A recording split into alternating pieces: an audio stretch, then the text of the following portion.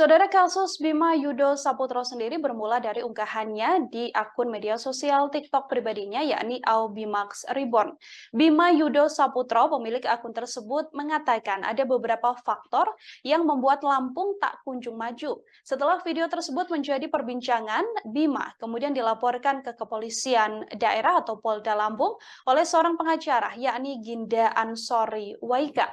Ginda melaporkan Bima karena diduga melanggar Undang-Undang Informasi dan Transaksi Elektronik atau UU ITE. Dalam unggahan itu, Bima membeberkan alasan Lampung tak kunjung maju. Pemuda yang sedang menjalani studi di Australia ini mengungkapkan soal infrastruktur yang terbatas, seperti misalnya di wilayah Kota Baru. Menurut Bima, pemerintah pusat sebenarnya sudah mengucurkan dana ratusan miliar rupiah untuk membangun Kota Baru, namun kini proyek tersebut tetap terbengkalai. Ia pun menyoroti soal jalanan di Lampung yang banyak sekali mengalami kerusakan. Bima juga menyinggung soal pendidikan, khususnya penyaringan peserta didik yang banyak mengalami kecurangan.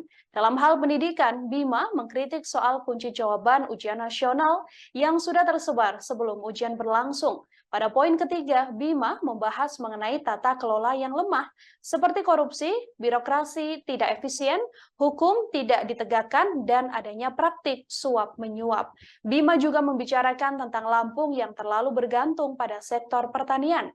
Ia menilai pertanian merupakan sektor yang rentan atau vulnerable. Poin-poin ini yang membuat Bima dilaporkan. Sang pelapor adalah Ginda yang menjelaskan dirinya melaporkan Bima karena kata Dajjal yang diucapkan oleh Bima. Kata Dajjal yang dimaksud Ginda diucapkan Bima sewaktu memperkenalkan diri di awal video. Ginda mengaku keberatan dengan penggunaan diksi tersebut, sehingga ia pun memutuskan untuk melaporkan Bima. Assalamualaikum warahmatullahi wabarakatuh. Saya akan menyampaikan terkait dengan hal-hal yang berkembang di masyarakat, terutama ada tuduhan terhadap saya, diduga bahwa saya melakukan proses hukum terhadap saudara B ini, dianggap atau diduga disuruh orang lain atau pihak lain.